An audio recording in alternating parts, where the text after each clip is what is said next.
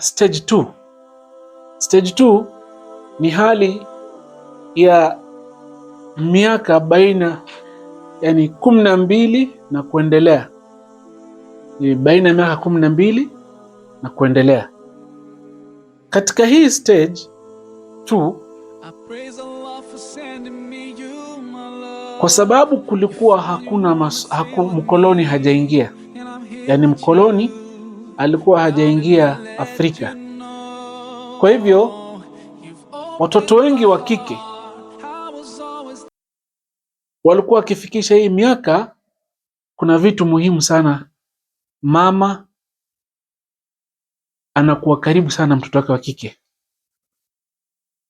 Kwa sababu gani? Kwa sababu baada ya muda mchache tu ni kwamba watoto walikuwa wanaozwa, walikuwa wanaolewa na wanaenda katika nyumba zao. Kwa sababu wakati huo kulikuwa hakuna mambo ya education system, kuanzia primary mpaka utoke maliza primary uende secondary, utoke secondary uende university. Masomo ilikuwa haijaanza kwa sababu mkoloni ndiye alikuja na hiyo system ya masomo. Kwa hivyo kulikuwa hakuna masomo mengine ambayo kwamba mtoto wa kike anaweza fundishwa zaidi ya yale tuliyotaja, au zaidi ya haya ambayo kwamba anakuja kumwandaa, ili kwa sababu yajua huenda akaolewa au akaozwa. Kwa hivyo hii stage ilikuwa sana mwanamke mtoto wa kike yuangaliwa kama yatizamiwa kama mwanamke. Yani mtizamo tayari ushabadilika hapa. Huyu mtoto wa kike yuangaliliwa au yuatizamwa kama mwanamke. Kwa hivyo kama ni mwanamke, kuna majukumu muhimu sana ambayo kwamba ilikuwa iwafaa kusimamia sana hapa katika usafi. Kwa sababu ashabalega, ashakuwa mtu mkubwa, kuna aina fulani ya usafi ambao kwamba mama alikuwa yuwasisitiza sana na yuwafatilizia sana, kuhakikisha mtoto wa kike katika miezi zake yuwajua namna ya kujisafisha na kuwa msafi. Tutapatana kweli? Kwa sababu gani? Hili lina mtihani mwingine katika ndoa. Yani usipolitilia maanani, au mzazi kama hajatilia maanani, au mlezi kama hajatilia maanani, liko na athari kubwa sana katika ndoa. Na leo hii mama wengi katika wazazi ambao kwamba wa kike wamemwangusha mtoto wa kike katika hili, kwamba mtoto wa kike yakuwa, lakini hajui namna kuwa na kufanya huu usafi wa mwili wake. Utapata wengine mpaka hali yake akuwa katika hali yake, hajui namna ya kujisafisha, hajui yaisha wakati gani, yani hana ujumbe wote kuhusiana na hali yake ikimfikia ya mwezi. Kwa hivyo hii usafi hawaijui. Na kuna ndoa ambazo kwamba zinavunjika kwa sababu ya hii, mtoto wa kike hajui hili. Kuna wanaume ambao kwamba wanatoka kwa nyumba zao kwa sababu hii. Na hii ilikuwa ni jukumu la mama, akishajua kwamba, na ni malezi ya mama, akijua kwamba mtoto wake ashafikisha miaka hii na zaidi, kwamba kunao usafi ambao kwamba mtoto anatakana afundishwe, namna ya kujisitiri, namna ya kuweza kujiweka msafi. Na wakati mwingine utapata kama nikidhani mshasoma au mshaona katika jamii, baadhi ya jamii za Kenya, kwamba kunao wanawake ambao kwamba kazi yao kubwa walikuwa wanaochukua watoto wa kike kuweza kuwafundisha huu usafi. mpaka kujitia manukato, mpaka kujikoga. Usipite mbele ya watu na harufu hii, mpaka nafundisha namna ya kukaa ukiwa mbele ya watu. Leo hii ni freestyles, ndio leo hii wengi hapa watoto wa kike, na ilikuwa wakati hata mtoto wa kike akiolewa, hawa wanawake walikuwa wanamkalisha chini, wanamfundisha. Kuna baadhi ya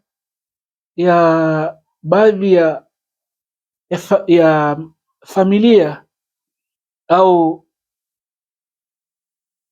jamii katika Kenya bado wana nidhamu. Mtoto wa kike akienda kuolewa, katika mafunzo ambayo kwamba atafundishwa yale tuliyotaja mbeleni, muhimu ilikuwa ni hili hasa akienda kuolewa: namna ya kujisafisha, namna ya kukaa, manukato gani yafaa kujipaka.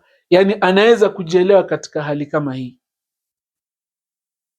jambo ambalo kwamba leo hii mama wengi wanawake wengi katika familia, nyumba zao wamesahau. Na hili si wadanganyi, kuna baadhi ya ndoa ambazo kwamba zavunjika na mme yualalamika kwa sababu mke wake hii usafi haielewi, mpaka hata hawezi kukaa kwenye kiti kimoja. Kwa hivyo hii mjue ni sehemu katika dini. Mtume sallallahu alaihi wasallam katika ile hadithi iliyotaja akisema kwamba mwanamke ni mchungaji na ataulizwa kuhusiana na yale majukumu yake katika nyumba. Moja katika jukumu ambalo kwamba limesimamisha nyumba ni usafi, kwa sababu hapa ndo pale muhimu sana watu wawili wanakutana. Kwa hivyo lazima uwe tu msafi. Kwa hivyo hili lilikuwa linatiliwa mkazo, pa kulikuwa kumeko na wanawake ambao kwamba kazi yao hao sana walikuwa wanachukuliwa, wanapelekwa kwao, wanakaa, wanawafundisha, wanawaeleza. Mtoto wa kike akitoka kula akirudi, hii usafi anaifahamu vizuri sana. Alafu ya tatu ni family care and values. Mtoto wa kike yeye ndiyo mlezi wa familia, wa nyumba, na ndio naona katika Uislamu sehemu kubwa ya ulezi imepewa mtoto wa kike. Katika hadithi moja katika masahaba yamjia Mtume Muhammad sallallahu alaihi wasallam, yamuuliza ni nani katika mimi anahitaji haki yangu, aliye na haki juu yangu? Mtume akamwambia sallallahu alaihi wasallam, akamwambia mamako. Akamuuliza baada yake nani? Akamwambia mama.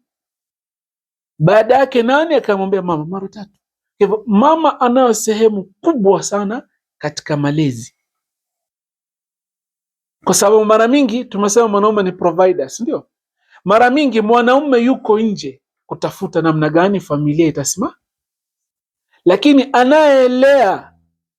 Na naona womanhood katika Uislamu ni inatosha. Ndio naona mwanamke katika Uislamu haruhusiwi kwenda kufanya kazi za kuprovide, kwa sababu hii tu kuwa tu kwamba ni mlezi ni kazi tosha.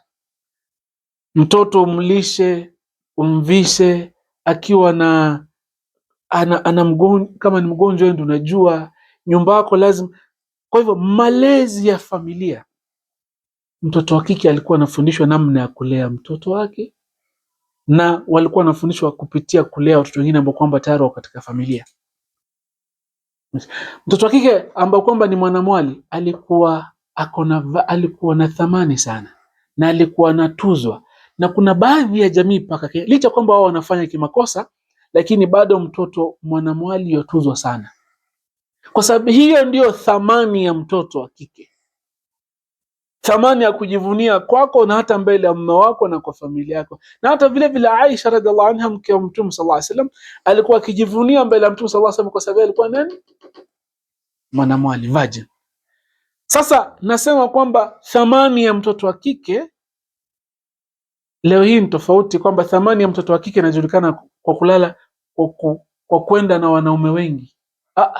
Hakuna mtoto wa kike ambaye kwamba thamani yake itakuwa iko juu kwa sababu amepitiwa na watu 200. Hakuna thamani kama hiyo katika jamii, bali inaonekana ni fedheha kwa mtoto wa kike ikiwa umekuwa ni gari la jamii, kila anaotaka, mlevi yuapanda, mkulima yuapanda, anaenda town yuapanda, anaoshuka sijui kutoka wapi wapanda, itakuwa hauna thamani.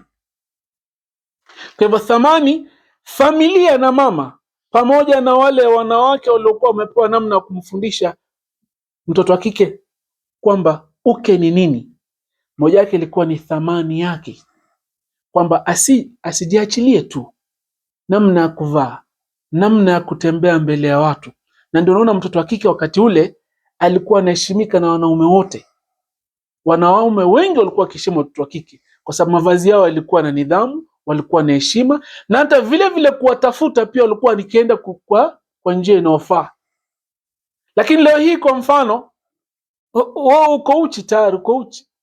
Ndio hata wazee wa leo hii hawana heshima kwa watoto wa kike wadogo. Yaani wazee wa kiume hawana heshima kwa wasichana wadogo. Kwa sababu gani? Kwa sababu mwili yote iko uchi mbele yake. Hawana thamani mbele yao. Kwa sababu gani? Anajua huyu nikimhitaji ni pesa nampa tu, hajui thamani yake. Pesa yamfanya leo hii mtoto wa kike anauza thamani yake. Hivyo thamani ya mtoto wa kike ni kujihifadhi, na anaofaa tu kuwa na yeye ni yule ambaye kwamba aliyomuoa au kutana naye ni yule ambaye kwamba, na hiyo ndio thamani yako unajivunia nao kama mtoto wa kike. Lakini leo hii imebadilika. Mtoto wa kike hajui thamani yake, amejiachilia, amejifungua, kwa hivyo anatumiwa na chochote kile ambacho kwamba kinapatikana. Alafu mwisho ndio nasikia mtu anakuambia kwamba, mtoto wa kike anakuambia kwamba wanaume wote ni sawa tu, all men are just the same. Sio hivyo. Ukipata mtoto wa kike anazungumza kitu kama, unajua huyo ana uchungu na hasira ya kutumiwa vibaya, lakini alikuwa na uwezo ya kuhifadhi thamani yake, kutotumiwa. Akikataa hakuna mtu ambaye kwamba atamlazimisha. Kwa hivyo ukisikia misemo kama hiyo leo hii, unajua kwamba huyu ni mtu aliyotumiwa vibaya na kila mtu. Kwa hivyo amefika pale tena hahitajiki tena, alafu ndio anaanza kuwa na machungu sasa. Kwa hivyo mama katika familia au wanawake ambao kwamba walikuwa wamepewa majukumu ya kuwafundisha watoto wakishabalege na zaidi majukumu ya uke ni nini, walikuwa wanamsisitiza sana mtoto wa kike kwamba kuangalia thamani yake na wala asijiachilie, namna ya kuheshimu wazee. Leo hii mabanati, wasichana wadogo ndio wanaoita wazee wasichana wadogo ndio wanaoita wazee, kwa sababu hakuna values, hakuna morals. Unaweza imagine kwamba mzee wa miaka 80 79 yuaitwa na mtoto msichana miaka 19 20. Na hii ndio pattern saizi tupatana, kwa sababu anajua walio na pesa wakati huu ni watu gani? Ni wazee, sivyo? Kwa hivyo yeye ndiye anaenda kuwawinda, alafu baadaye akifikisha miaka 30 35 yatafuta mtu wa kumwoa, hapatikani, kisha anaanza kulaumu kwamba wanaume wote ni wabaya. Kwa hivyo values za mwanamke, kwamba familia ilikuwa inamuonyesha mtu mwanamke kwamba wewe kujihifadhi ni kwa sababu yako wewe, na kuwa na thamani. Usiwe mtu ambaye kwamba hana thamani mbele ya macho ya jamii, kwa sababu wakati unasahau umuhimu wako, ndio unatumiwa vibaya na jamii, alafu baadaye atakayekuja kujuta si jamii, ni wewe mwenyewe katika maisha yako. Kwa hivyo hizi zilikuwa ni vitu mbili na zaidi ya hii, lakini hizi ndilikuwa muhimu sana katika hii stage, kwamba anafundishwa usafi wake wa kimwili kulingamana na hali zake za mwezi, kisha anafundishwa namna ya malezi na ulezi, kisha thamani yake katika jamii na namna ya kuheshimu watu na kujiheshimu katika jamii. Na ndio naona wanawake wakati ule walikuwa wanakuja wanaposwa. Wanawake wakati ule walikuwa wanafanya nini? Wanaposwa, kwa sababu walikuwa wanaheshima value zao tayari washaya katika jamii inajulikana. Lakini leo hii watu hawaposwi, siku hizi leo watu wanachukuliwa tu. Kwa sababu gani? Hakuna values ambazo kwamba zimewekwa katika jamii kabisa. Unapata leo hii hata mtu kuja kuposa ni mtihani mkubwa, kwa sababu tayari ushajianika, ushajitoa nje, ushajiexpose. kila mtu yuapita na wewe. Kwa hivyo hata kuja kuolewa pia kuolewa au kuposwa inakuwa ni kitu ambacho kwamba hakiwezekani. Kwa sababu gani? Values zako haziko. Na naona mama zetu au nyanya zetu wale wa kitambo walikuwa wengi wanaposwa, wanaolewa, wanaheshimika. Wanaume wakienda kutafuta au kuenda kuposa, wanaenda na heshima, kwa sababu unajua yule msichana ambaye kwamba anajua values zake, anajua hadhi yake, anajua thamani yake. Na ndio Uislamu inasisitiza, na Uislamu inafunga mlango huu wa uzinifu. Kwa sababu gani? Ndio mtoto wa kike value yake iweze kuhifadhika. Now let me let you know, you've opened my heart. I was always thinking that love was wrong, but everything was changed.